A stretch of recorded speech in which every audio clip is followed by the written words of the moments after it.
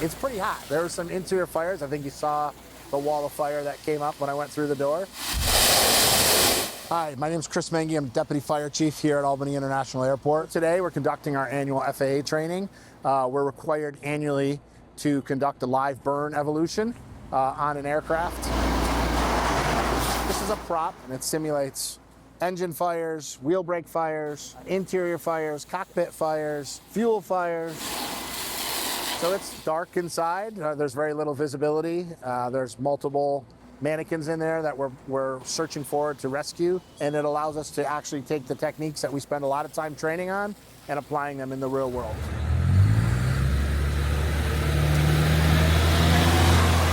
Preparedness and training are an extremely important part of the mission here at the airport because we have limited time when an emergency happens to prepare for it. So we have to be prepared before the event happens, and that means being trained for any dynamic situation that can occur.